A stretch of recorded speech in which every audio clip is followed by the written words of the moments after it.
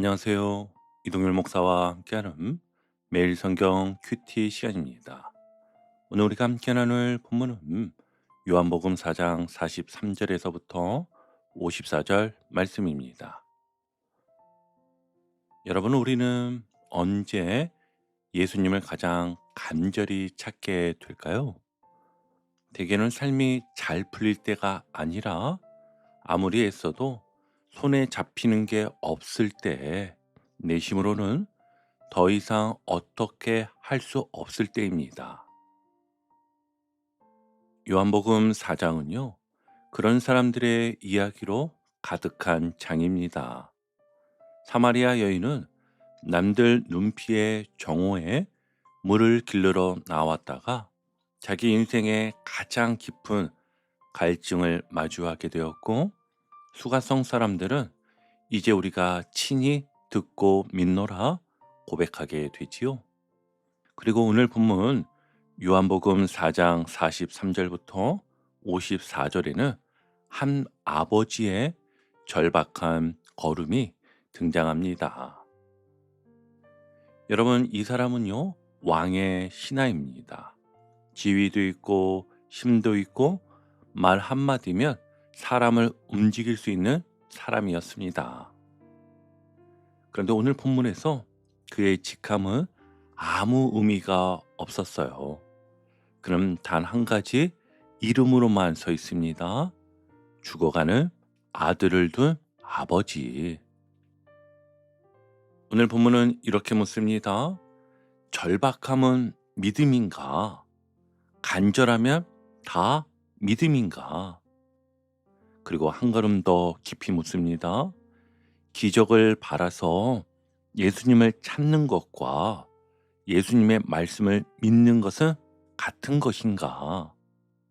오늘 매일 성경 큐티의 제목이 바로 이것입니다. 기적보다 앞선 믿음.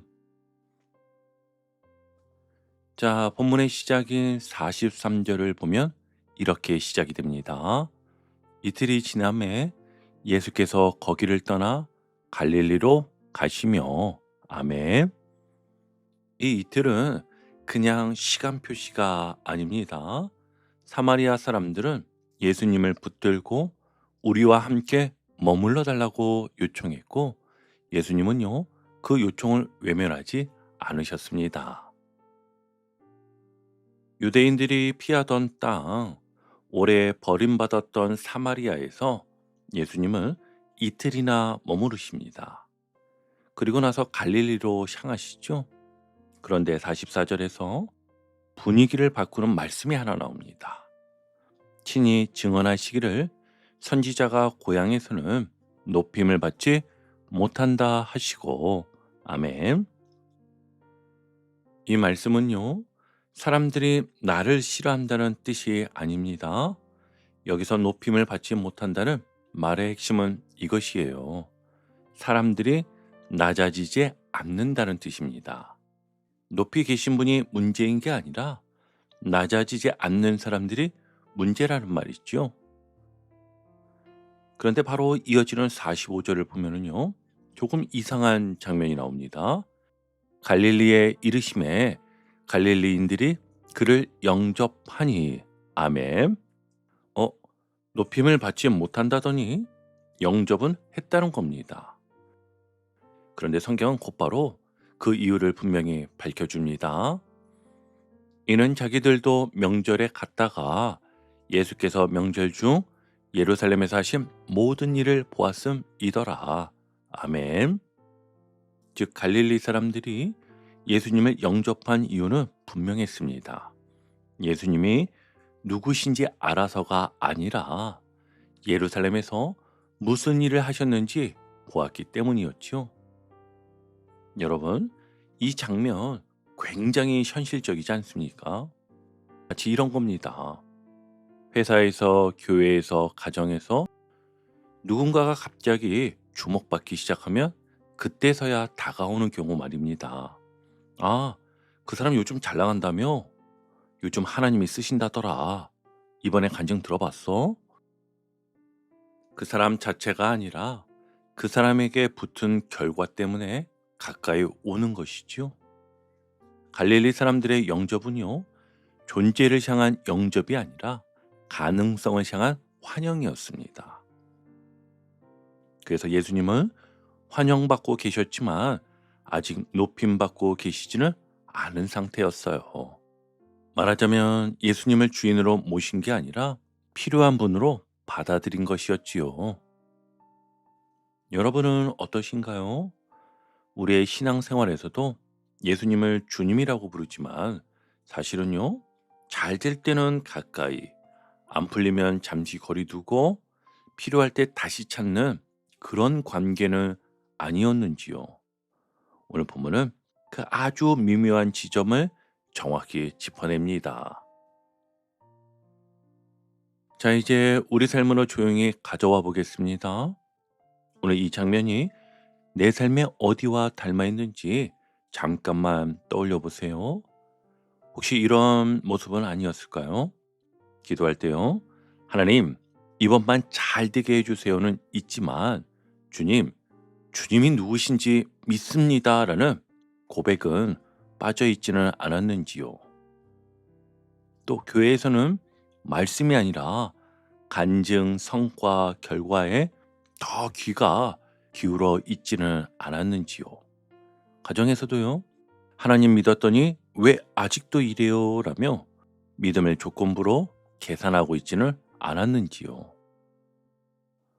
오늘은 이렇게 기도하면 좋겠습니다.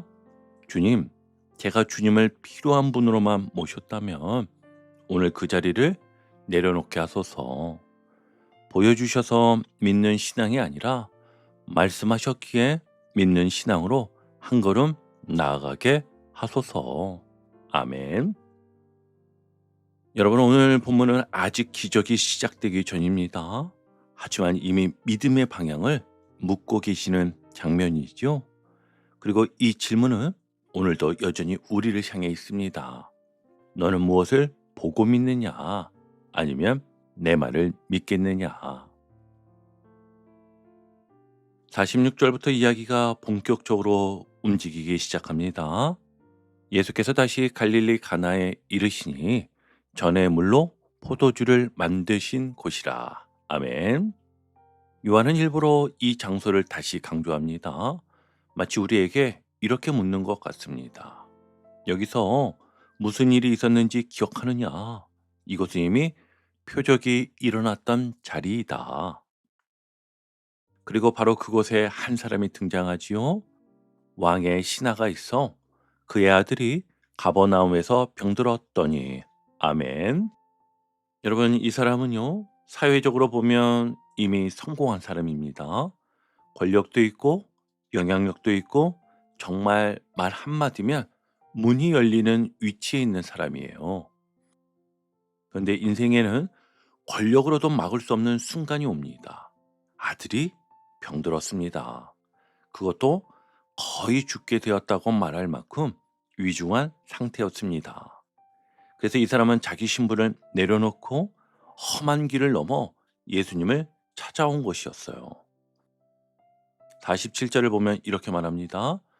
내려오셔서 내 아들의 병을 고쳐주소서. 이 말 속에는 분명히 간절함이 있습니다. 눈물도 있고 절박함도 있습니다. 하지만 동시에 이 말 속에는요, 분명한 조건도 들어 있습니다. 내려오셔서 직접 오셔서 눈앞에서 고쳐주셔야 합니다. 즉, 이 사람의 믿음은 예수님을 믿는 믿음이라기보다 예수님의 능력을 기대하는 믿음이었던 것이죠. 그래서 예수님은 그의 간청을 바로 들어주시지 않고 이렇게 말씀하십니다. 48절입니다. 너희는 표적과 기사를 보지 못하면 도무지 믿지 아니하리라. 아멘. 여러분, 이 말씀은 차갑게 들리지만 사실은 굉장히 정확한 진단이었어요. 지금 네가 나를 찾고 있지만 사실은 나를 믿고 있는 건 아니지 않느냐. 이 장면에서 우리는 자연스럽게 우리 자신의 얼굴을 보게 됩니다. 여러분, 우리도 이런 신앙의 자리에 자주 서지 않습니까? 일이 잘 안 풀릴 때는 하나님 어디 계세요 하다가 일이 풀리기 시작하면 어느새 하나님은 뒤로 밀려나 있는 모습. 문제 해결이 목적이 되고 하나님과의 관계는 수단이 되어버린 순간들. 왕의 신하는 아들을 사랑하는 아버지로서 너무나 이해되는 사람이지만 아직은 말씀을 믿는 자리까지는 오지 못한 상태였잖아요.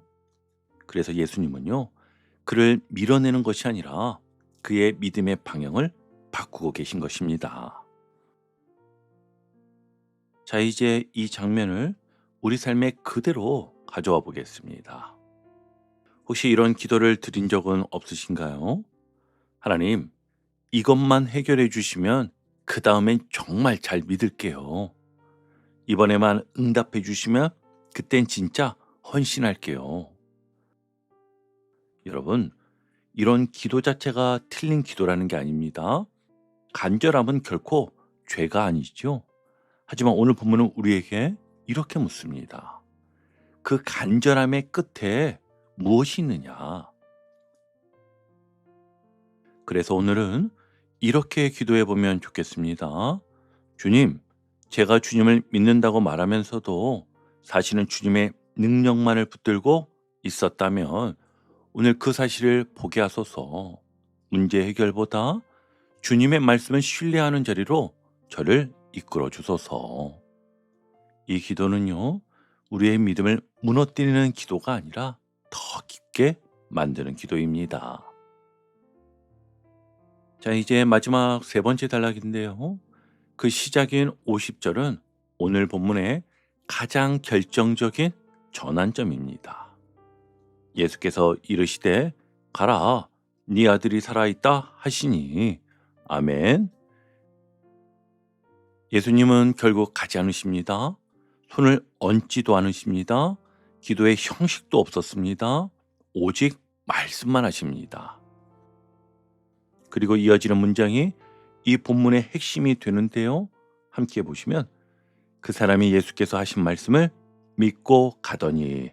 아멘. 여러분, 이 문장은 정말 놀랍습니다. 조금 전까지도 내려오셔서 고쳐달라고 매달리던 사람이 이제는 더 이상 붙잡지 않더라는 겁니다.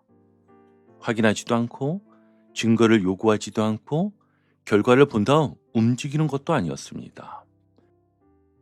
말씀을 믿고 돌아갑니다. 믿음이 바뀐 거예요.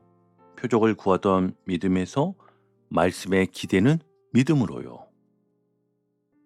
그리고 내려가는 길에서 종들을 만나 듣게 됩니다. 아이가 살아있다. 그리고 그 시간을 확인해 보니 예수님이 네 아들이 살아있다 말씀하신 바로 그때였습니다. 53절에서 이렇게 마무리가 되지요. 자기와 그 온 집안이 다 믿으니라. 아멘. 여러분, 말씀을 믿은 한 사람의 순종이 한 가정 전체를 움직입니다. 믿음은요, 개인의 체험에서 멈추지 않고 공동체의 고백으로 확장이 됩니다. 세 번째 단락의 장면을 우리 삶에 아주 솔직하게 대입해 보면 좋겠습니다. 혹시 우리는 결과가 보일 때만 움직이고 확신이 생길 때만 순종하고 안전하다고 느껴질 때만 맡기고 있지는 않았는지요? 오늘은 이렇게 한 걸음을 옮겨 보십시오. 아직 해결되지 않았지만 말씀 때문에 순종해보는 하루. 여전히 불안하지만 말씀을 기준으로 선택해보는 결정 하나. 예를 들어보면 이런 겁니다. 회사에서는요, 이게 손해일 것 같은데 싶어도 정직을 택하는 선택을 해보시고요. 가정에서는 감정이 풀리지 않았지만 먼저 말 한마디 건네는 용기를 내보세요. 교회에서 알아주지 않아도 말씀 앞에서 맡겨진 자리를 지키는 태도를 갖는 겁니다. 이게 바로 말씀을 믿고 가는 걸음인 것입니다. 이제 오늘 큐티를 정리하며 마무리하겠습니다. 여러분, 오늘 본문은 분명하게 말합니다. 기적은 믿음을 돕지만 믿음의 본질은 아니라고요.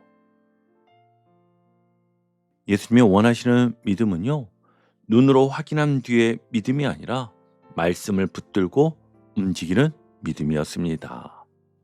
왕의 신하는 아들을 살리고 싶어 예수님을 찾아왔지만